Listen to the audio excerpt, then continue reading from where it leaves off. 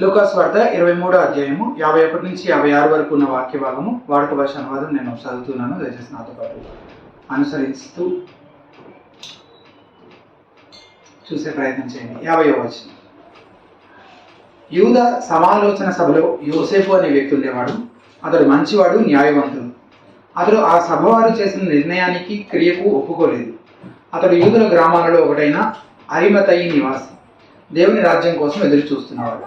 ఈ మనిషి పిలాతు దగ్గరికి వెళ్ళి యేసు దేహాన్ని తనకు అప్పగించమని అడిగాడు. శిలువ మీద నుంచి దానిని క్రిందకు దింపి సన్నని నారబట్టతో చుట్టాడు. తొలచిన రాతి సమాధిలో ఉంచాడు. దానిలో అంతకుముందు ఎవరూ ఉంచబడలేదు. అది పండుగకు సిద్ధపడే దినం, విశ్రాంతి దినం మొదలు కాబోతూ ఉంది. గలిలీ నుంచి ఆయనతో కూడా వచ్చిన స్త్రీలు యోసేపు వెంట వెళ్ళి సమాధిని చూశారు. ఆయన దేహాన్ని దానిలో ఎలా ఉంచాడో గమనించారు. అప్పుడు తిరిగి వెళ్ళి సుగంధ ద్రవ్యాలు, పరిమళ తైలాలు సిద్ధం చేసి దేవుని ఆజ్ఞ ప్రకారం విశ్రాంతి దినాన విశ్రమించారు. ప్రార్థన. పరిశుద్ధుడా, కృపగలతని మేము చదివిన ఈ కొద్ది మాటలు యోసేపు అలాగే ఈ గలిలయ స్త్రీల వాళ్ళ యొక్క సమర్పణ, వాళ్ళ యొక్క ధైర్యం, వాటి గురించి ప్రభుత్వం ధ్యానించిన మీరే మాకు కృప చూపించమని, వారి ద్వారా మేము క్రీస్తుని చూడగలగటానికి, మా హృదయాలను మేము పరిశీలించుకోవడానికి, మేము ఏ విధంగా జీవించాలో అందుకు అవసరమైన మా దేవ ప్రభు మరి సంగతులను మీరు మాకు నేర్పించమని, మా విశ్వాసం మేము బలపడినట్లు సహాయం చేయమని, మీ ఆత్మకార్యం మా అందరిలో జరిగించి కొరకు చూపించమని యేసు నామమున స్తుతించి ప్రార్థించి పెట్టుకుంటున్నాము.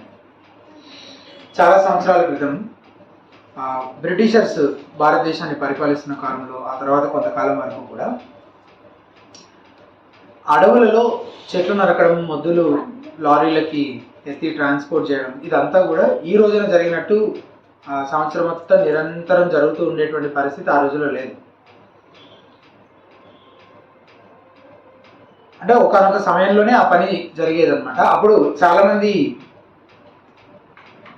కూలీలను ఆ పని కోసం మాట్లాడుకొని వాళ్ళని బాగా డీప్ ఫారెస్ట్లోకి తీసుకొని వెళ్ళి అక్కడే ఒక క్యాంప్ లాంటిది ఏర్పాటు చేసి అక్కడ తినడం, వండుకోవడం, ఇంకా పడుకోవడం, మొత్తం అన్నీ అక్కడే అనమాట. ఇంకా ఆ క్యాంపులోనే కొన్ని నెలల పాటు. ఆ క్యాంపుల పరిస్థితి ఎట్లా ఉండేదంటే భయంకరమైన పాపపు కార్యాలు అక్కడ జరుగుతూ ఉండేవట. మనుషులు కూడా అనైతికంగా దేవుని భయం లేకుండా ఇష్టానుసారంగా ప్రవర్తిస్తూ ఉండేవారు. అయితే అప్పుడప్పుడే రక్షించబడిన ఒక యవనస్తుడికి ఆ క్యాంపుకు వెళ్ళి అక్కడ పని చేసుకునేటువంటి అవకాశం వచ్చింది. నిన్న మొన్ననే రక్షించబడ్డాడు అతను. ఆ క్యాంపుకు వెళ్ళే అవకాశం వచ్చింది, అక్కడ పని దొరికింది అనమాట. అతని స్నేహితుడు ఒకడు అడిగాడంట, మరి అక్కడ పరిస్థితులు, మనుషులు, వాతావరణం సరిగ్గా ఉండదు, నువ్వేమో క్రైస్తవుడివి అని ఆ విషయం ఒకవేళ అక్కడ ఉన్న వాళ్ళకి తెలిస్తే వాళ్ళు ఇంకా నిన్ను ఆట పట్టిస్తారు, ఎగతాళి చేస్తారు, ఇబ్బంది పెడతారు నిన్ను, మరి ఎలాగా అని అడిగితే అందుకు ఆ యవనస్తుడు, అది నిజమే కానీ నేను పని చేయడం నాకు చాలా అవసరము, నేను తప్పక వెళ్లాల్సిందే అని మరుసటి రోజు ఉదయం బయలుదేరి వెళ్ళిపోయాడు. కొంతకాలానికి ఆ యవనస్తుడు ఆ క్యాంపు నుంచి ఇంటికి తిరిగి వచ్చాడు. తన స్నేహితుడు అడిగాడు, ఎట్లా ఉన్నావు నువ్వు, క్యాంపులో ఎలా గడిచింది, నువ్వు క్రైస్తవుడు అని తెలిసి అక్కడ వాళ్ళు నేను ఏమైనా ఇబ్బంది పెట్టారని అడిగాడు. అందుకు ఆ యవనస్తుడు, లేదు అస్సలు ఏ ఇబ్బంది లేదు, అసలు నేను క్రైస్తవుడు అనే సంగతి అక్కడ వాళ్ళకి అసలు తెలియదు అని చెప్పాడు. ఆ యవనస్తుడి గురించి ఆలోచిస్తే పర్లేదే, బాగానే మేనేజ్ చేశాడని అనిపిస్తుండొచ్చు, కానీ అంతకంటే బాగా మేనేజ్ చేసేవాళ్ళు ఈ రోజున చాలామంది ఉన్నారు. మనం కూడా చాలాసార్లు అలా చేస్తుంటాం కదా, ఏ ఎండకు ఆ గొడుగు అన్నట్టు. ఎవరి మధ్యలో ఉంటే వారికి తగినట్టుగా మారిపోతుంటాం. వారికి తగిన సంభాషణలు కలిగి ఉండడం, అసభ్యకరమైన జోకులకు నవ్వుతూ ఉండడం, గాసిపింగ్ని ఖండించకపోవడం. సరే, ఎవరి గురించో ఎందుకని నేను క్రైస్తవునని తెలిసిపోతుందేమో అని మనం ఎన్నిసార్లు ఆలోచించలేదు కదా. కొన్నిసార్లు మనం క్రైస్తవులను గుర్తించబడటం వల్ల మన పేరు, హోదా నష్టపోవాల్సి ఉంటుంది, ఉద్యోగం కూడా పోగొట్టుకోవాల్సి ఉంటుంది కొన్నిసార్లు. అయినా ఒక క్రైస్తవుడు క్రీస్తుతో కూడా ఐడెంటిఫై చేయబడటానికి, ఎంత మూల్యమైనా చెల్లించడానికి సిద్ధంగా ఉంటాడు. కానీ చాలా దౌర్భాగ్యమైన పరిస్థితి ఏంటంటే క్రైస్తవ స్నేహితులతో కూడా మన కన్విక్షన్స్ గురించి మాట్లాడాలంటే భయం మనకి, వాళ్ళు ఏమనుకుంటారో అని కదా. ఎవరో వేరే ఇతర మతస్థులు, ఇతర విశ్వాసంలో ఉన్న వాళ్ళు, క్రైస్తవులతో కూడా మనం ధైర్యంగా మన విశ్వాసానికి తగినట్టుగా చాలాసార్లు మాట్లాడడానికి ఎంతో ఆలోచిస్తూ ఉంటాం. ఇలాంటి మనకి యేసు ప్రభు వారిని సమాధి చేసిన ఈ యోసేపు నుండి నేర్చుకోవాల్సింది చాలా ఉంది. అరిమతయి అనే ఒకనొక యూదుల పట్టణానికి చెందిన వ్యక్తి అని చెప్పబడింది కదా. మిగిలిన యోసేపులతోటి ఇతన్ని కన్ఫ్యూజ్ అవ్వడానికి వీల్లేదు ఇంకా కదా. ఇతని ఐడెంటిటీ గురించి ఒక మాట చెప్పారు, ఏంటది, అరిమతయి అనే ఊరికి, గ్రామానికి లేదా పట్టణానికి చెందిన వ్యక్తి. అలాగే ఇతని గురించి చెప్పిన మరొక మాట ఏంటి, ఇతను 70 మంది సభ్యులు కలిగిన ఇజ్రాయెల్ దేశాన్ని పరిపాలిస్తున్న మతపరమైన అలాగే రాజకీయ సభ ఒకటి ఉంది అని గతంలో నేను చెప్పాను కదా, దాన్ని సన్హెద్రన్ సభ అంటారు. ఆ 70 మందిలో ఆ సన్హెద్రన్ సభ సభ్యులలో ఇతను కూడా ఒకడు. దీన్నే మహాసభ అని అన్నారు, సన్హెద్రన్ సభ అని అంటారు. మన తర్జుమాలో ఈ మాట మిస్ అయింది యాక్చువల్గా. అసలు ఇప్పుడు మనం చదువుతున్న మన బైబిల్లో ఉన్న మాటలు మనం చదివాం కదా 50వ వచనంలో, అందులో ఇది స్పష్టంగా లేదు కానీ వాడుక భాషలో స్పష్టంగా ఉంది కదా. ఏమనుంది, యూద సమాలోచన సభలో యోసేపు అనే వ్యక్తి ఉండేవాడు అని ఉంది. ఇలా ఇంత స్పష్టంగా మన తర్జుమాలో రాలేదన్నమాట. అయితే ఇక్కడ ఏమంటున్నారు, ఆ సన్హెద్రన్ సభని యూద సమాలోచన సభ అని తర్జుమా చేశారు. ఏ సభ అయితే యేసుక్రీస్తును సిలువ వేయాలని మరణశిక్ష విధించాలని తీర్పు జారీ చేసిందో ఆ సభలోనే ఈ యోసేపు కూడా ఒక సభ్యుడు. అతను మిగిలిన వారితో సమ్మతించలేదని కూడా చదువుతున్నాం. కానీ తిరగబడాల్సినంతగా తిరగబడలేదు, వాదించలేదు. ఎందుకో కారణం యోహాను 19:38 ఉంది. తీసి చూడండి, యోహాను స్వార్త 19వ అధ్యాయం 38వ వచనం. John chapter 19:38.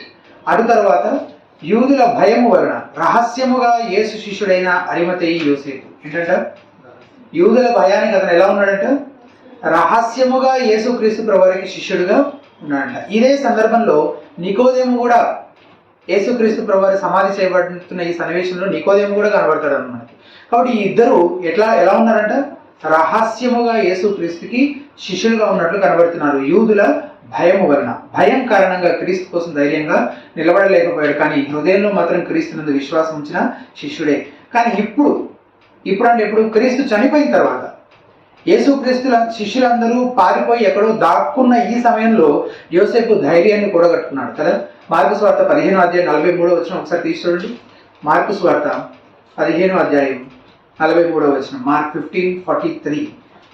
ఒక్కొక్క చోట ఒక్కో మాట చెప్పబడింది అనమాట ఈ యోసేపు గురించి.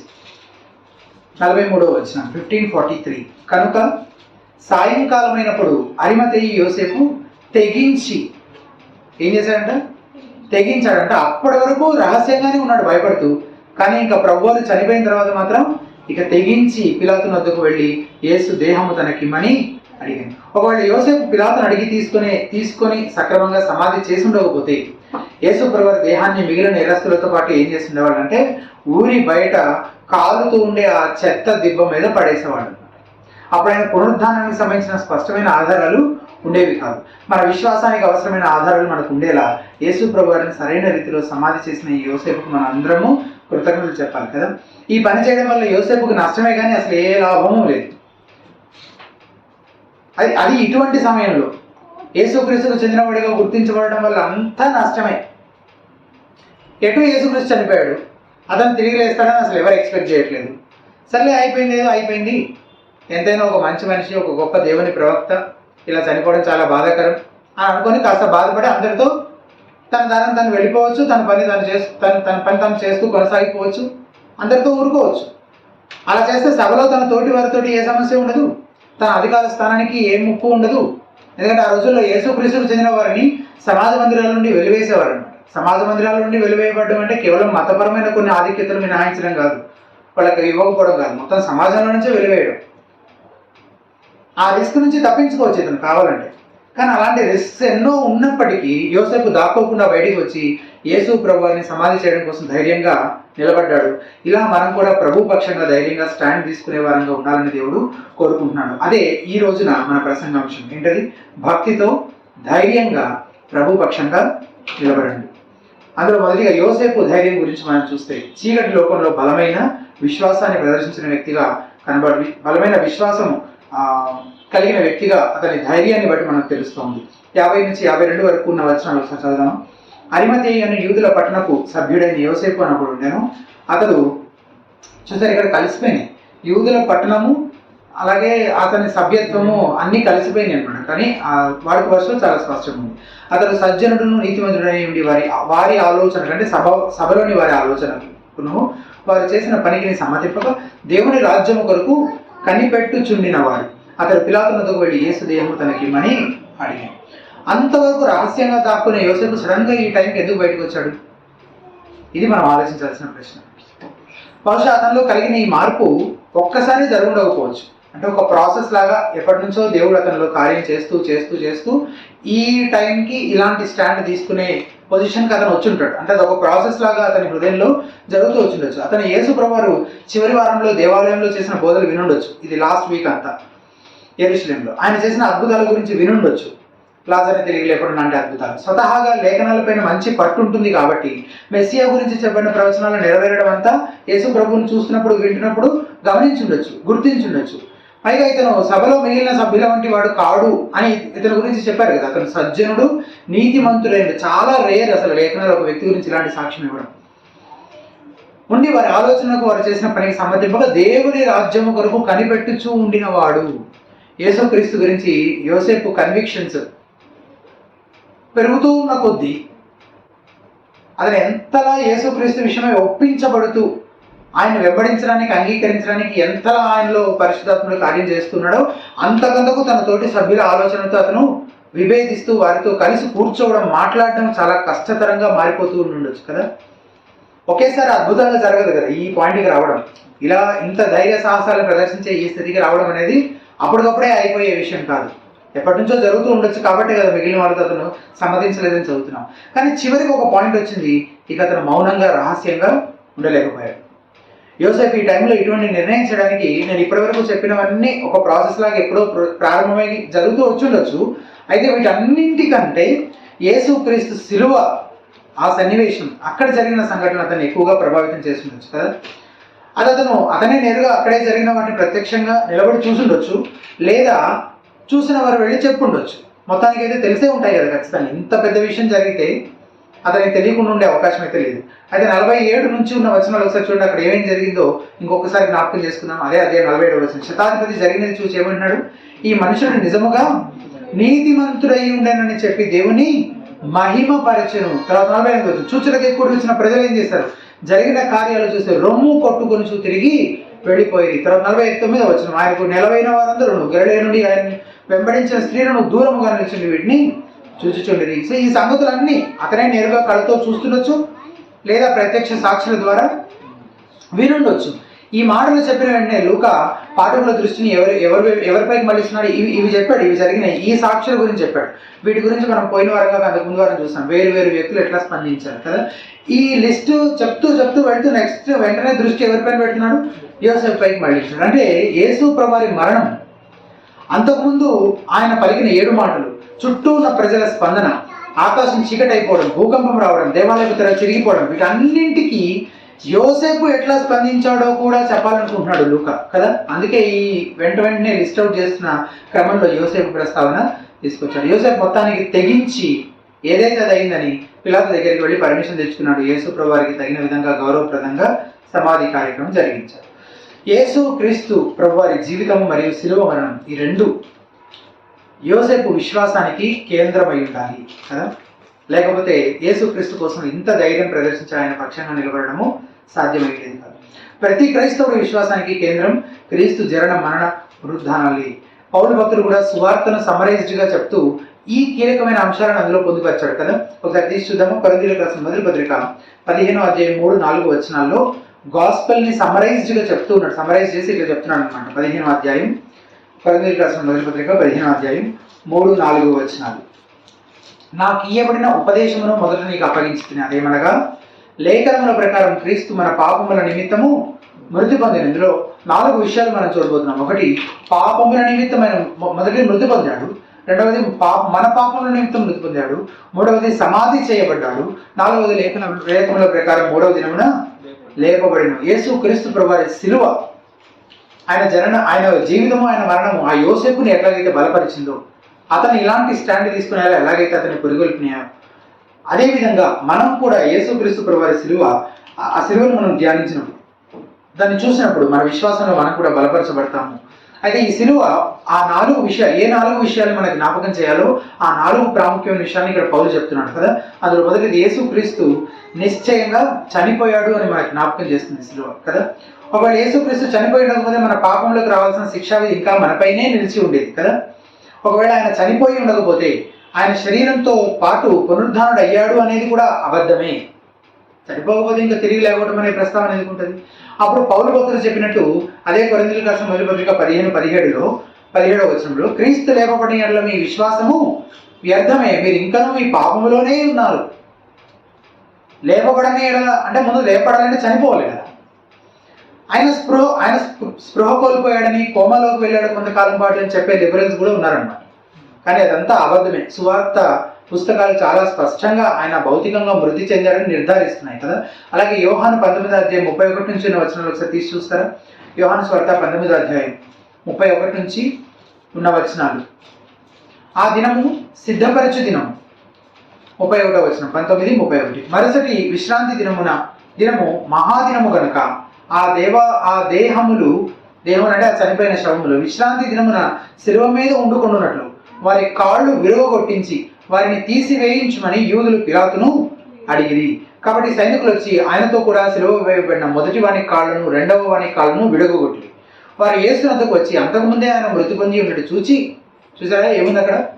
అంతకుముందే ఆయన మృతి పొంది ఉన్నట్టు చూసి ఆయన కాళ్ళు విరగొట్టలేదు, కానీ సైనికులలో ఒకడు ఈటతో ఆయన ప్రక్కను పొడిచెను, వెంటనే రక్తమును నీళ్లును కరుణ. ఒకవేళ అప్పటి వరకు యేసు చనిపోయినకపోయినా ఇక ఈ ఈటతో పొడిచిన తర్వాత అయితే బ్రతికే అవకాశమే లేదు కదా. అప్పటికే చాలా రక్తం పోయింది, తర్వాత కూడా రక్తము నీళ్లు కానట్టుగా చెప్తున్నారు. కానీ వీళ్ళు నిర్ధారించుకున్న విషయం ఏంటి? ఆయన ఆల్రెడీ చనిపోయాడు. అందుకే కాళ్ళు విరగొట్టకుండానే వాళ్ళు ఈటతో పొడిచి చూస్తున్నట్టుగా మనం చూస్తున్నాము. పొడిచిన తర్వాత అయితే ఇంకా ఖచ్చితంగా వాళ్ళకి నిర్ధారణ అయి ఉండొచ్చు ఆయన చనిపోయాడు.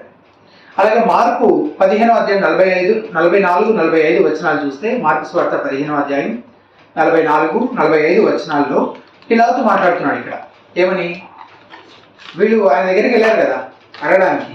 అప్పుడు పిలాతు అన్నాడు, ఆయన ఇంతలోనే చనిపోయినా అని ఆశ్చర్యపడి ఒక శతాధిపతిని తన ఎదుగు పిలిపించి, ఆయన ఇంతలోనే చనిపోయినా అని అతనిని అడిగాడు. అంటే చనిపోయాడా లేదా అని నిర్ధారించుకుంటున్నాడు. 45వ వచనం, శతాధిపతి వెళ్ళిన సంగతి తెలుసుకొని యోసేపునకు ఆ శవము అప్పగించెను.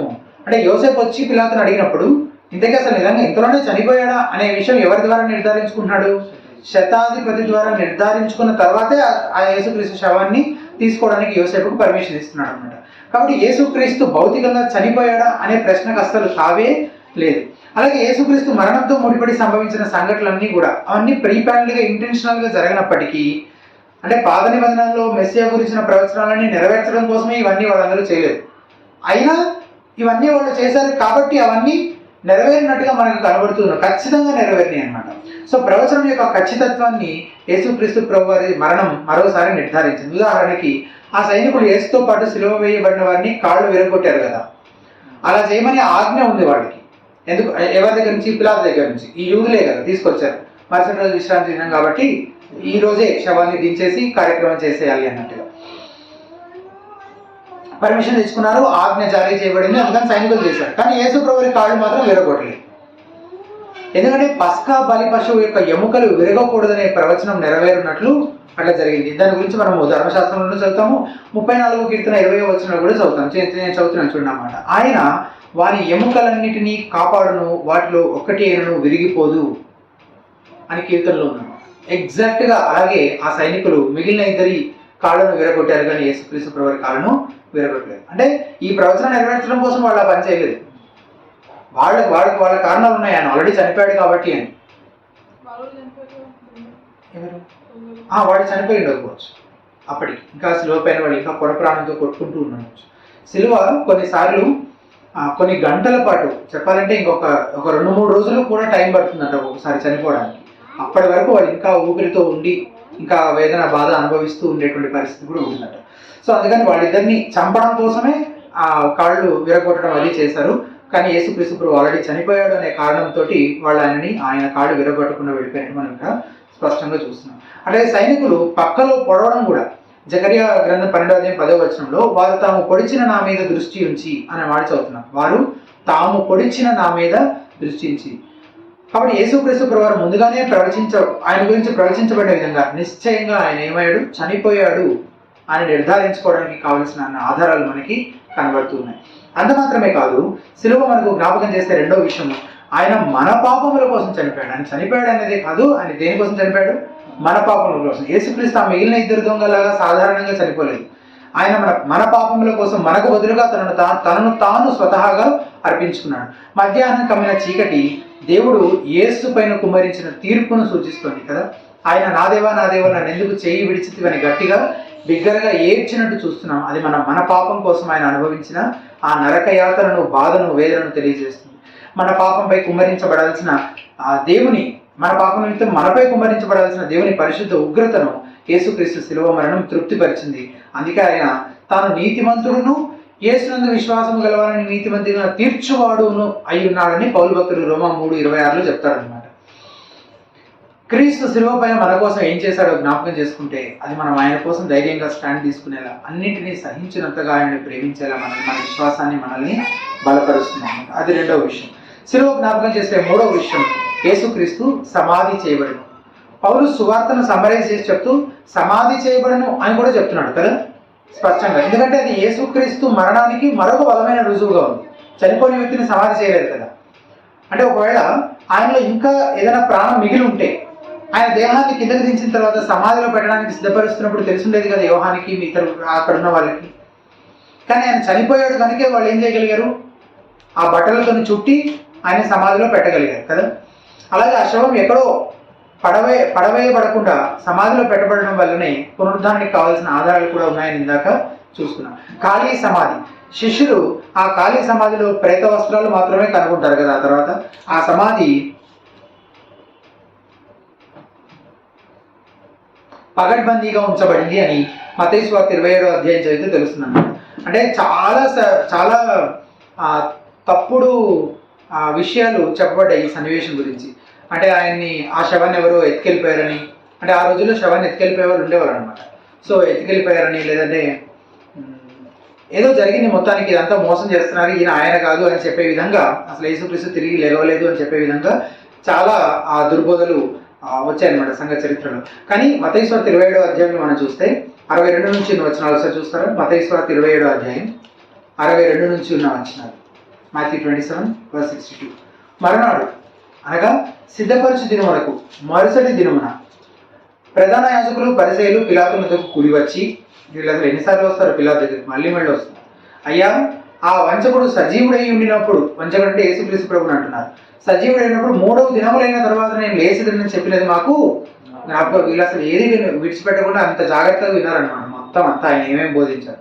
కాబట్టి 3వ దినం వరకు సమాధిని భద్రము చేయని ఆజ్ఞాపించము. 3వ దినం వరకు వాని శిష్యులు వచ్చి వారిని ఎత్తుకొని పోయి ఆయన మృతుల నుండి లేచని ప్రజలతో చెప్పుదురేమో. అంటే ఆయన లేడు కాబట్టి లేచాడని చెప్తారు వాళ్ళు. ఎత్తుకెళ్ళిపోయి శవాన్ని తర్వాత సమాధిని తీసి ఇదిగో లేడు కాబట్టి ఆయన లేచాడని చెప్తారు ఆయన శిష్యులు అని వీళ్ళు అనుకుంటున్నారు. కానీ ఆయన నేరుగా కనిపించాడు కూడా, లేచి మాయమైపోవడం కాదు, నేరుగా కనిపించాడు కూడా చాలా తర్వాత. సరే, ఇంతకీ వీళ్ళ భయం అన్నదనమాట, లేచాడని చెప్తారని చెప్పి.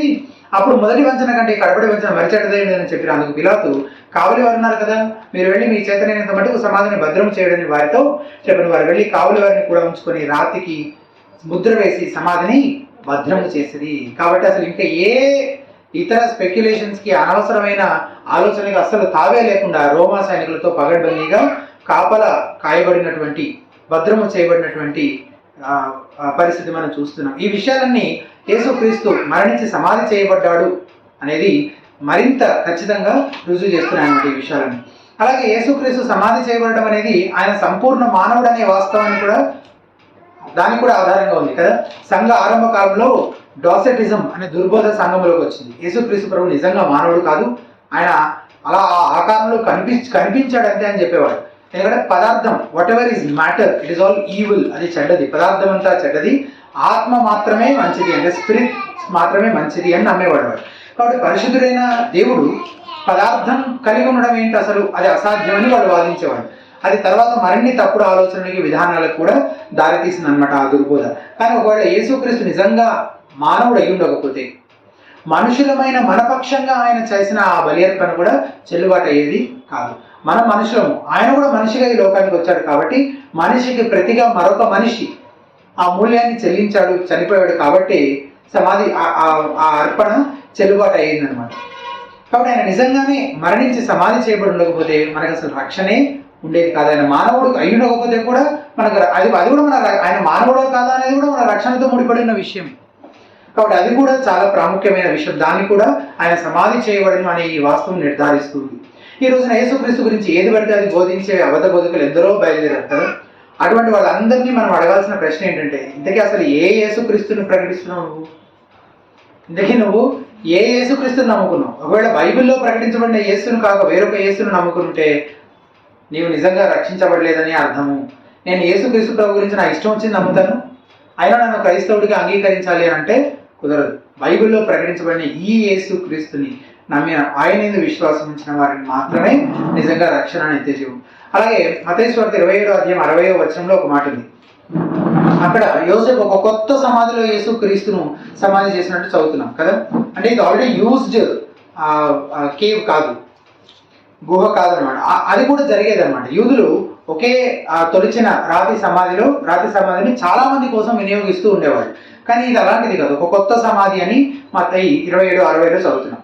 అది మరొక ప్రవచనానికి నెరవేర్పుగా ఉంది. ఏంటది? యెషయా గ్రంథం 53వ అధ్యాయం 9వ వచనంలో, యెషయా 53:9లో అతను మరణమైనప్పుడు భక్తిహీనులతో అతనికి సమాధి నియమించబడడం అలా నియమించబడింది భక్తిహీనులతో. అంటే ఒకవేళ ఇప్పుడు యోసేపు జోక్యం చేసుకోకపోతే ఏం చేసి ఉండేవాళ్ళు?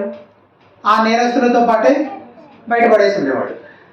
కానీ ఇక్కడ ఇంకో మాట చెప్పబడింది, ధనవంతుని యొద్ద అతడు ఉంచబడింది. 2 మాటలు ఉన్నాయి. భక్తిహీనులతో సమాధి నియమించబడింది, కానీ ధనవంతుని యొద్ద అతడు ఉంచబడ్డాడు అనే ఈ మాటకు నెరవేర్పుగా ఈ యోసేపు అనే ధనవంతుడు యేసుక్రీస్తు సమాధి చేయబడ్డాన్ని బట్టి అతని సమాధిలో అతను సిద్ధపరిచినటువంటి ఆ కొత్త సమాధిలో, అతని కొరకు అతను సిద్ధపరచుకున్న ఆ కొత్త సమాధిలో, ఆ రోజులు ధనవంతులు అలా చేసే పద్ధతి ఉండాలి. ఏంటంటే చనిపోక ముందే వాళ్ళ కొరకు ఒక సమాధిని సిద్ధపరచుకోవడం. సో ఆ కొత్త సమాధిలో యేసుక్రీస్తు ప్రభువాన్ని ఉంచడాన్ని బట్టి ఈ ప్రవచనం ఖచ్చితంగా నెరవేరింది. అండ్ యోసేపు ధనవంతుడు అనే విషయం కూడా స్పష్టంగా చెప్పబడింది. ఇంకెక్కడైనా పెట్టుంటే ఇతర శవాలతో పాటు కలిసిపోయేదేమో, కానీ ఈ కొత్త సమాధిలో యేసుక్రీస్తు శవం మాత్రమే ఉండింది. ఆ తర్వాత అది కనిపించకుండా మాయమైపోయింది. ఈ అదనపు ఆధారాలని కూడా ఉన్నాయి కనుక మనం యేసుక్రీస్తు కోసము ధైర్యంగా నిలబడేలా ఈ వాస్తవాలని మనల్ని బలపరచాలి. చివరిది, సిలువ జ్ఞాపకం చేసే 4వ విషయం, యేసుక్రీస్తు 3వ దినాన్ని తిరిగి లేచను. పునరుద్ధానం గురించి మనం తర్వాత అధ్యాయంలో వివరంగా చూస్తాము. పునరుద్ధానం క్రైస్తవ విశ్వాసానికి పునాది కదా. అయితే అపోస్తలుల కార్యాల గ్రంథం 17వ అధ్యాయం 31వ వచనం ఒకసారి చదువుకున్నాం. యాక్ట్స్ 17:31. అపోస్తలుల కార్యాల గ్రంథం 17వ అధ్యాయం 31వ వచనం. ఎందుకనగా తాను నియమించిన మనుష్యుని చేత నీతిని అనుసరించి భూలోకమునకు తీర్పు తీర్చబడబోయేది ఒక దినము నిర్ణయించి ఉన్నాడు. అంటే భూలోకానికి మనుషులకు తీర్పు తీర్చబోతున్నాడు అనే విషయం చెప్పాడు.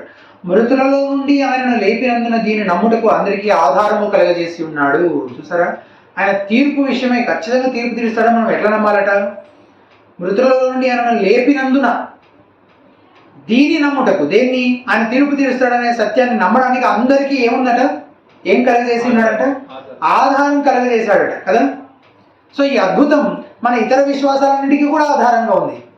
దేవుడు ఆయన్ని 3వ దినాన్ని తిరిగి లేపాడు అనేది. కాబట్టి క్రీస్తు పక్షంగా స్టాండ్ తీసుకోవడానికి ధైర్యం సరిపోకపోతే ఏ వాస్తవాలైతే యోసేపును బలపరిచి ఉండొచ్చో అంతకంటే గొప్ప సంగతులు యేసుక్రీస్తు శిలువ గురించి మనకు తెలియజేయబడ్డాయి. మనకు సంపూర్ణంగా 66 పుస్తకాల రూపంలో మనకి గ్రంథస్థం చేయబడి అనుగ్రహించబడ్డాయి. ఆ సంగతులన్నీ తలపోసుకుంటూ అది జ్ఞాపకం చేసే సంగతులను తరచూ ధ్యానించడం వల్ల క్రీస్తు కోసం మనం ధైర్యంగా నిలబడేలా మనం బలపరచబడగలము. అది మొదటి విషయం. అసలు యోసేపు ఇంతటి ధైర్య సాహసాలను ప్రదర్శించాడంటే అతను తెలిసిన సంగతులు, అతను విన్న మాటలు, అతను చూసిన విషయాలన్నీ కూడా అతని విశ్వాసాన్ని బలపరిచి ఉండొచ్చు. అలాగే మనం కూడా యేసు క్రీస్తు ప్రభువారి సిలువను, ఆయన జీవితాన్ని, ఆయన బోధల్ని, వాటితో పాటు అంతకంటే ప్రాముఖ్యంగా ఆయన యొక్క సిలువను, ఆయన చనిపోవడము, మన పాపముల కొరకు చనిపోవడము, అలాగే ఆయన సమాధి చేయబడము, తిరిగి 3వ దినాన పునరుద్ధరణగా లేవడము, వీటన్నిటినీ మనం తలపోసుకుంటూ జ్ఞాపకం చేసుకుంటూ ధ్యానించడం వల్ల మనం కూడా ధైర్యంగా క్రీస్తు కొరకు ఆయన పక్షంగా ధైర్యంగా నిలబడేలా బలపరచబడగలుగుతాం. అది మొదటి విషయం. రెండవది, యోసేపు యొక్క సమర్పణ, అతని డివోషన్ గురించి మనం చూస్తున్నాం. సిలువ వేయబడిన క్రీస్తుకు తగిన ఘనత అతను ఇచ్చే విధంగా అంతటి సమర్పణ కలిగిన వ్యక్తిగా మనకు కనబడుతున్నాడు. యేసు క్రీస్తుని సమాధి చేసిన తర్వాత యోసేపు పరిస్థితి ఎట్లా ఉండిందో మనకు చెప్పబడలేదు కదా. ఇదే యోసేపు ప్రస్తావన ఇంతవరకే ఉంది. కానీ అతను గొప్ప మూల్యమే చెల్లించి ఉండాలి. అలా అనుకోవడంలో అసలు ఏమాత్రం తప్పులేదు. ఎందుకంటే ఆనాటి పరిస్థితులు అటువంటివి. అతను తీసుకున్న స్టాండ్ అటువంటిది కదా. యోసేపు వలె మనం కూడా సమర్పణతో చెల్లించాల్సిన మూల్యం ఉంది. ఒక 2 విధాలుగా మనం చెల్లించాల్సిన మూల్యం ఏంటో యోసేపుని బట్టి మనం గుర్తించవచ్చు. ఏంటంటే మొదటిది, అతను పేరును హోదాను త్యాగం చేయాల్సి ఉండొచ్చు కదా. సన్నిహితులైన సభలోని ఒక వ్యక్తి ఈ గలిలయుడైన యేసును సమాధి చేయడానికి ముందుకు వచ్చాడని తెలుసుకొని మిగిలిన సభ్యులంతా షాక్ అయి ఉంటారు కదా. వెంటనే ఎన్నిక నిర్వహించి యోసేపును అన్ని అధికార పదవుల నుంచి తొలగించి ఆ సభ నుండి బహిష్కరించి ఉంటారు. యెరూషలేములో అతనికి ఉన్న మంచి పేరును పాడు చేయడానికి ఏమేం చేయాలో అవన్నీ చేసుంటారు. అతని భార్య పిల్లలు కూడా తీవ్రమైన వ్యతిరేకతను, ఎగతాళిని, అవమానాన్ని ఎదుర్కొని ఉంటారు. అతను క్రీస్తు కోసం నిలబడ్డాడు కనుక అతని పాత పరిచయస్తులు అందరూ కూడా అతనికి దూరం అయి ఉంటారు. క్రీస్తు పక్షంగా మనం స్టాండ్ తీసుకుంటే మనకు వ్యతిరేకత ఈ లోకం నుండే కాదు, ఈ లోకం నుంచి వ్యతిరేకత ఉంటుంది మనకి, అది మామూలే. కానీ వీళ్ళందరూ లోకంలోని వాళ్ళు కాదు, వీళ్ళు ఐగుప్తీయులు కాదు, గ్రీకు దేశస్తులు కాదు, బబులోని వాళ్ళు కాదు, వీళ్ళు వేరేవారు కాదు. తన సొంత ప్రజలే, తన సొంత మతస్థులే, యూదులే, అందులో మత నాయకులే, ధర్మశాస్త్రం ఎరిగిన వాళ్ళే ఇలా అతన్ని వ్యతిరేకించి ఉండొచ్చు కదా. సో మన పరిస్థితి కూడా ఈ లోకం నుండే వ్యతిరేకత వస్తుందని అనుకోలేం. కానీ క్రైస్తవులను చెప్పుకునే వారి దగ్గర నుంచి కూడా మనకి వ్యతిరేకత వచ్చే అవకాశము ఉంటుంది.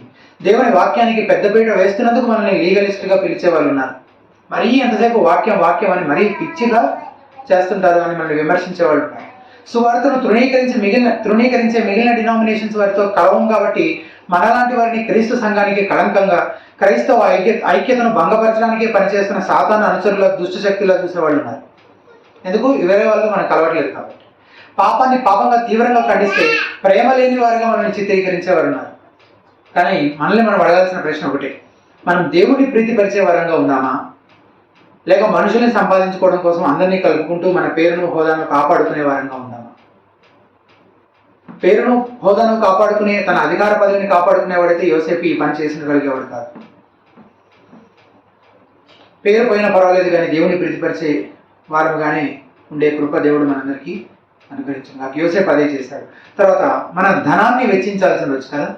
యోసేపు తన సొంత సమాధిని ఇచ్చేసాడు. అది చాలా విలువైనది. అది 3 రోజుల్లో ఖాళీ అవుతుందని అతను ఊహించి ఉండకపోవచ్చు కదా. కావాలంటే కాస్త తక్కువ ఖర్చుతో అయిపోయేలా వేరే ఏదైనా సమాధిని కూడా అతను ఏర్పాటు చేసి ఉండగలిగేవాడు అతనికి ఉన్న అధికారం పలుకుబడితో. కానీ అతను తన దగ్గర ఉన్న బెస్ట్ థింగ్ని యేసుక్రీస్తు కోసము ఇవ్వాలనుకున్నాడు. అలాగే అతను నార వస్త్రాలతో యేసుక్రీస్తు శరీరాన్ని, విలువైన వెలగలిగిన వస్త్రాలతో యేసుక్రీస్తు శవాన్ని చుట్టినట్టుగా కూడా చదువుతున్నాం. పిలాతుకు కూడా ఏమైనా ఇచ్చే ఉండొచ్చు, లేకపోతే పిలాతు ఎందుకు పర్మిషన్ ఇస్తాడు? కానీ అతను యేసుక్రీస్తు ప్రభువుగా, మెస్సియాగా నమ్మాడు కనుకనే ఇంత ఉదారంగా ఇవ్వగలిగాడు. లూకా 14:33లో ఆ ప్రకారమే మీలో తనకు కలిగినదంతయు విడిచిపెట్టిన వాడు నా శిష్యుడు కానేరడు అంటుంది. ఈ మాటల గురించి చాలా సీరియస్గా ఆలోచించాలి మనం. దీనికి ఒక వక్త ఏమంటాడంటే, తనకు కలిగినదంతే విడిచిపెట్టని వాడు. ఈ విడిచిపెట్టడం అనే మాటకి వాడిన గ్రీకు పదానికి ఉన్న అర్థం ఏంటంటే, తనకు కలిగి ఉన్నదాని అంతటిపైన అధికారాన్ని విడిచిపెట్టడం. అదంతా తనకు కలిగినది ఇచ్చింది ప్రభువే కాబట్టి దానికి యజమాని ప్రభువే అని గుర్తించడం. తన ప్రభువుకి, తన యజమాని యొక్క హస్తానికి తనకు కలిగి ఉన్న దాని అంతటి మీద అధికారాన్ని అప్పగించడం. ఇక తనదేమీ లేదని మొత్తంగా యేసు ప్రభు వారికి తను సమర్పించుకోవడాన్ని ఆ మాట సూచిస్తుంది అని. నిజంగానే ఉన్నదంతా అమ్మేసుకొని బీదవాళ్ళు అయిపోమని కాదు కదా. నేను కలిగినదంతా నీదే కాబట్టి నువ్వు ఎలా ఖర్చు పెట్టమంటే అలా. దీనికి యజమానివి నీవే, దీనిపైన నాకున్న సమస్త అధికారాలను నేను విడిచిపెట్టేస్తున్నాను. అది విడిచిపెట్టమని చెప్తున్నటువంటి మాట. కేవలం దశం భాగం ఇచ్చేస్తే దేవుణ్ణి కొనేసుకోవచ్చు అని అనుకోవద్దు. మనలో చాలా మంది దశం భాగం కంటే ఎక్కువ ఇవ్వగలరు, అంతలా దేవుడు మనల్ని దీవించాడు కదా. అయినా ఇవ్వకుండా దేవుని యొద్ద దొంగిలించేవారుగా చాలా మంది ఉంటా ఉన్నారు. మనలో చాలా మంది నిజంగా గొప్ప ఆదేశానికి లోబడాలనుకుంటే, గ్రేట్ కమిషన్కి లోబడాలనుకుంటే, నిజంగా నమ్మకమైన గృహ నిర్వాహకులుగా ఉంటే, ఫెయిత్ఫుల్ స్టీవర్డ్స్గా ఉంటే ప్రభు పని కోసం దశం భాగం కంటే ఎక్కువే ఇవ్వగలం. మనం కూడా యోసేపులాగా దేవుని రాజ్యం కోసం కనిపెట్టేవారమైతే మనం సింపుల్ లైఫ్ స్టైల్ కలిగి ఉంది యోసేపుకు లాగా ధారాళంగా ఇచ్చేవారిగా ఉంటాము. మత్తయి 6:21లో నీ ధనం ఎక్కడ ఉందో అక్కడే నీ హృదయము ఉంటుందో అని యేసు ప్రభు చెప్తాడు. నీ ధనం ఎక్కడ ఉంటుందో అక్కడే నీ హృదయము ఉంటుంది. కాబట్టి నీ హృదయం దేవుని రాజ్యం పైన, ప్రభు పని పైన ఉండాలనుకుంటే అప్పుడు నీ ధనం కూడా ఎక్కడ ఇన్వెస్ట్ చేయాలి? వాటి కోసమే ఇన్వెస్ట్ చేయాలి, వాటి కోసమే ఖర్చు పెట్టాలి. అప్పుడు నీ మనసు అంతా ఎక్కడ ఉంటుంది? దేవుని రాజ్యం పైన, ప్రభు పని పైనే ఉంటుంది కదా. మీరు గమనిస్తే చాలా మంది భక్తిగా జీవించేటువంటి వాళ్ళ జీవితాలను మనం పరిశీలిస్తే వాళ్ళు చాలా జనరస్గా ఇచ్చేవాళ్ళుగా ఉంటారు. వాళ్ళు కలిగిన దాంట్లో చాలా మటుకు ప్రభు పని కోసం ఖర్చు పెడుతూ ఉంటారు. కాబట్టి కూడా వాళ్ళ మనసంతా ఎక్కడ ఉంటుంది, దేవుని పనిపైనే ఉంటుంది అన్నమాట. దాతృత్వంతో యోసేపు లాగా నువ్వు ఇవ్వగలిగితే నువ్వు క్రీస్తు పట్ల ఉన్న నీ సమర్పణ ఖచ్చితంగా అంతకంతకు వృద్ధి చెందుతూ ఆయనకి ఇంకా ఇంకా దగ్గర అయ్యే అవకాశము ఉంటుంది. కాబట్టి క్రీస్తు పక్షంగా స్టాండ్ తీసుకోవాలంటే దానికోసం తగిన మూల్యం చెల్లించాల్సి ఉంటుంది. ఆ మూల్యం చెల్లించడానికి నువ్వు సిద్ధంగా ఉన్నావా? అటువంటి సాక్ష్యం నీకుందా, మనస్సుందా? పరిశీలించుకుందాం. చివరిగా గలిలయ స్త్రీల సమర్పణ గురించి మనం చూస్తున్నాం. వాళ్ళ ప్రేమ మరియు వాళ్ళ ఆరాధన ఎలా ఉందో మనం గమనిస్తే 54 నుంచి 56 వరకు ఉన్న వచనాలు. ఆ దినం సిద్ధపరచు దినము, విశ్రాంతి దినారంభము కావచ్చును. అప్పుడు గలిలయ నుండి ఆయనతో కూడా వచ్చిన స్త్రీలు వెంట వెళ్ళి ఆ సమాధిని ఆయన దేహము ఎలాగుంచబడినో చూచి తిరిగి వెళ్ళి సుగంధ ద్రవ్యములను పరిమళ తైలములను సిద్ధపరిచి ఆజ్ఞ చొప్పున విశ్రాంతి దినమున తీరికగా ఉండేది. ఈ విశ్రాంతి దినము, సిద్ధపరచు దినము, వీటన్నిటి గురించి మహాదినము అని చెప్పబడింది. ఇందాక చదివిన ఒక రిఫరెన్స్ లో వాళ్ళు ఇంతకీ ఎప్పుడు తీరిగ్గా ఉన్నారు, ఎప్పుడు ఈ సుగంధ ద్రవ్యాలు పరిమళ తైలాలు సిద్ధపరచుకున్నారు, వీటన్నిటికి సంబంధించి మనము ఆయన 3వ దినాన తిరిగి లేచను అని ఆయన పునరుద్ధరణ గురించి ధ్యానిస్తాం కదా, అప్పుడు ఆలోచన చేద్దాం. దీని గురించి యేసుక్రీస్తు వారు వెడ్నెస్డే చనిపోయారా, థర్స్డే చనిపోయారా, ఫ్రైడే చనిపోయారా అని 3 రకాల థియరీస్ ఉన్నాయన్నమాట. సో అందులో ఏ థియరీ కరెక్ట్గా బైబిల్లో ఉన్న ఇతర వాస్తవాలన్నింటినీ ఇమిట్ చేయ విధంగా, ఫిట్ అయ్యే విధంగా ఉంటుంది అనేది ఆయన 3వ దినాన తిరిగి లేచిన సందర్భం, పునరుద్ధరణ జరిగిన సందర్భం గురించి చదివినప్పుడు నేను వివరంగా చెప్తాను. ఆ డీటెయిల్స్ అనేది ఇందులో చాలా ఉన్నాయి, కానీ వాటి జోలికి ఇప్పుడు నేను వెళ్ళట్లేదు, ఎందుకంటే తర్వాత నేను చెప్తాను అన్నమాట వాటి గురించి. అయితే ఈ స్త్రీలు యేసు తిరిగి లేస్తాడని నమ్మకపోయినా, అంటే ఆ ఎక్స్పెక్టేషన్స్ ఎవరికి లేదు వాస్తవంలో, కానీ క్రీస్తు పట్ల వారి ప్రేమ, వారి భక్తి స్పష్టంగా వాళ్ళ క్రియల్లో కనబడుతుంది కదా. యోహాను సువార్త 20:19 చూస్తే ఆదివారం సాయంకాలమున శిష్యులు యూదులకు భయపడి తాము కూడి ఉన్న ఇంటి తలుపులు మూసుకొని ఉండగా యేసు వచ్చి మధ్యలో నిలిచి మీకు సమాధానం కలుగును గాక అని వారితో చెప్పిన. ఇది పునరుద్ధరణ అయిన తర్వాత జరిగిన సంగతులు. కానీ ఇక్కడ ఒక మాట ఏముందంటే శిష్యులు యూదులకు భయపడి, అయిపోయి చనిపోయిన తర్వాత కూడా వాళ్ళు ఇంకా శిష్యులు ఏమవుతున్నారు, యూదులకు ఇంకా భయపడి రహస్యంగా లోపల ఎక్కడో దాక్కుని చేస్తున్నారు. కానీ ఈ స్త్రీలు మాత్రం అసలు భయపడకుండా ఎంతో ధైర్యాన్ని, అలాగే వాళ్ళ భక్తిని, వాళ్ళ ఆరాధనను వ్యక్తపరిచే విధంగా ఈ పనులని చేస్తున్నారు. ఈ స్త్రీలు అక్కడే ఉన్నారు. అలాగే ఆదివారం ఉదయాన్నే తిరిగి వచ్చారు కనుక తిరిగి లేచిన రక్షకుని మొదలు చూసే భాగ్యం కూడా వీరికే దక్కింది. కానీ సరైన సమయంలో పేతురు ఇతర శిష్యులు పారిపోయారు కదా. ఇదే అసలు రైట్ టైం. దగ్గరుండి ఆయన చెప్పిందంతా జరుగుతూ ఉండగా కళ్ళారా చూస్తూ ఉండాల్సిన ఈ సమయంలో వాళ్ళే లేకుండా పోయారు. కానీ ఎంతో నిశ్శబ్దంగా, సైలెంట్గా, సీక్రెట్గా, రహస్యంగా ప్రభువుని వెంబడించిన యోసేపు, నికోదేము, ఈ స్త్రీలు, వీళ్ళందరూ ఎవరికి తెలియకపోయి ఉండొచ్చు. పెద్ద యేసుక్రీస్తు శిష్యులుగా వీళ్ళు ఎన్నడూ గుర్తించబడి ఉండకపోవచ్చు. కానీ వీరు ప్రేమతో క్రీస్తుని సేవించడానికి వెనకాడలేదు. ఎంత మూల్యమైన చెల్లించడానికి సిద్ధపడి ఎంతో ధైర్యాన్ని వాళ్ళు ప్రదర్శిస్తూ, వాళ్ళు ఎంతో రిస్క్ చేస్తూ ఇలాంటి పనులన్నీ చేస్తూ ఉన్నారు. యేసుక్రీస్తు ప్రభువుని సేవిస్తూ ఉన్నారు. కాబట్టి నువ్వు ఒక సమాజం ముందు క్రీస్తు గురించి సాక్ష్యం ఇస్తూ అనర్గళంగా సువార్త ప్రకటించలేకపోవచ్చు, కానీ నీ ప్రవర్తన, నీ వైఖరి, నీ క్రియల ద్వారా, నీ మాటల ద్వారా ఎక్కడ రాజీ పడకుండా నువ్వు క్రీస్తు పక్షంగా స్టాండ్ తీసుకునే వ్యక్తిగా ఉండాలి. నీ రక్షకుడి పట్ల నీకున్న ప్రేమను, సమర్పణను సమయం వచ్చినప్పుడు ప్రదర్శించి చూపించే విధంగా మనం జీవించాలి. యోసేపులాగా, ఈ నమ్మకమైన స్త్రీలలాగా దేవుడు నిన్ను కూడా ఆయన పని కొరకు గొప్పగా వాడుకుంటాడు. మనం ఎంతో గొప్పవారుగా పరిగణించే వాళ్ళు అసలైన సమయంలో వాళ్ళకి ఆ భాగ్యం దక్కకపోవచ్చు, కానీ నిజంగా మనం ఆయన కొరకు స్టాండ్ తీసుకోవాలని చెప్పి మనం తీర్మానించుకుంటే కనుక ఖచ్చితంగా దేవుడు తన సేవలో మనల్ని కూడా వాడుకుంటాడు. కాబట్టి ఈ సమయంలో ఏ విషయాల్లో, ఎక్కడెక్కడ, ఎవరెవరి ముందు నువ్వు క్రీస్తు కోసం స్టాండ్ తీసుకోకుండా ఉంటున్నావో, ఏ పరిస్థితులు ఆయన గుర్తింపు, క్రీస్తుకు చెందినవారు అనే గుర్తింపు మనం అవాయిడ్ చేసే విధంగా, మనం ఎవరికి భయపడేలాగా ఎలాంటి పరిస్థితులు ఎక్కడెక్కడ మన జీవితాల్లో వస్తున్నాయో వాటన్నిటిని ఒకసారి పరిశీలించుకుందాం. ఆ సందర్భాలను ఒకసారి జ్ఞాపకం చేసుకుందాం. లోకంలో కలిసిపోయినట్టుగా ఇమిడిపోవడం చాలా తేలిక, కానీ లోకానికి వేరుగా క్రీస్తు పక్షంగా, క్రీస్తుకు చెందిన వాడి అనే గుర్తింపుతో జీవించడం, దానికోసం ఎంత మూల్యమైన చెల్లించడానికి సిద్ధపడడం, అదే నిజంగా ఒక శిష్యుల్లో ఉండాల్సిన లక్షణం. సిలువ మనకు ఏం జ్ఞాపకం చేస్తుందో వారిని ఎప్పుడు మన కళ్ళ ముందు నిలుపుకుందాము. రహస్యంగా ఇంకున్నది చాలు. యోసేపు జీవితంలో కొంతకాలం రహస్యంగా ఉన్నప్పటికీ అది అతని విశ్వాసం ఎప్పుడూ రహస్యంగానే ఉండిపోలేదు కదా. చాలా మంది రహస్య క్రైస్తవులు యోసేపుని ఉదాహరణగా తీసుకుంటూ ఉంటారు. కొంతవరకు అది నిజమే, కానీ ఎప్పటికీ అలాగే ఉండిపోగలమా? ఎవరికి అలాగే ఉండిపోలేం కదా. యేసుక్రీస్తు గురించి తెలుస్తున్న కొద్దీ, ఆయన గురించిన కన్విక్షన్స్ మన లోపల బిల్డ్ అవుతున్న కొద్దీ, ఆ లోపల ఉన్న ఆ కృతజ్ఞత, ఆరాధన, ఆ ప్రేమ అది బయటపడకుండా ఉండలేదు. వాటిని ఎప్పుడు కాబట్టి యేసుక్రీస్తు జీవితాన్ని అనే ఒక మరణాన్ని అనే ఒక సిలువను మనం ఎప్పుడు మన కళ్ళ ముందు ఉంచుతున్నాం. ఇక రహస్యంగా ఉన్నది చాలు. యోసేపు లాగా ధైర్యంగా సమర్పణతో క్రీస్తు కోసం జీవితం, ఆయనకు నమ్మకమైన సాక్షులుగా ఉన్నాం. అన్ని చోట్ల, అన్ని వేళల, అందరి ముందు మనం క్రీస్తు గురించి సాక్ష్యం ఇచ్చే వరంగా, మన విశ్వాసానికి తగిన విధంగా జీవించే కృప దేవుడు మనందరికీ అనుగ్రహించిన కాక ప్రార్థన చేసుకుందాం. దయచేస్తారో మంచి ఇంతవరకు మనం విన్న వాటిని ఒకసారి జ్ఞాపకం చేసుకుందాం. యోసేపు ఉన్న పలంగా అప్పటికప్పుడే ఒకేసారి అంతటి ధైర్య సాహసాలని ప్రదర్శించి అంతటి విశ్వాసాన్ని కనపరిచే విధంగా జరుగుండకపోవచ్చు. ఒక ప్రాసెస్ లాగా ఎప్పటి నుంచో జరుగుతూ ఉండొచ్చు. కానీ యేసుక్రీస్తు సిలువ నిజంగా తన విశ్వాసాన్ని ఎంతో బలపరిచిండొచ్చు. ఆ సంగతులన్నీ అంతకంటే ఎక్కువ మనకు పరిశుద్ధ లేఖనాల్లో మనకు బయలుపరచబడ్డాయి. అవన్నీ జ్ఞాపకం చేసుకుంటున్నప్పుడు నిజమే కదా, ఆయన మన పాపముల కోసమే కదా చనిపోయి సమాధి చేయబడి తిరిగి లేచాడు. మన విశ్వాసం అంతటికీ పునాది అది. మన కొరకు ఆయన చేసినవన్నీ జ్ఞాపకం చేసుకుంటుంటే మరి ఆయన పక్షంగా నిలబడాలని నేను కోరుకుంటున్నాడు. మనం మాత్రం ఆయన తృణీకరించే వరంగా ఉన్నామా? కొంతమంది ముందు వాళ్ళకి మనుషులకు భయపడుతూ మన క్రైస్తవులు అనే ఐడెంటిటీని దాచిపెట్టుకుందామా? చేయవలసింది చేయకుండా, చెప్పాల్సింది చెప్పకుండా, చూపించాల్సింది చూపించకుండా ఇంకెంతకాలం మనం రహస్యంగా బ్రతుకుదాం? మనకు కావలసిన ధైర్యము, బలము, శక్తి, ప్రోత్సాహం అంతా కూడా నిజంగా ఎక్కడి నుంచో రాదు. కానీ యేసుక్రీస్తు ప్రభువారి జీవితం, ఆయన యొక్క శిలువ మరణాన్ని ధ్యానిస్తూ ఉన్న కొద్దీ మనకు అవి అనుగ్రహించబడతాయి. యోసేపు ఆ విధంగానే నడిపించబడి ఉండొచ్చు.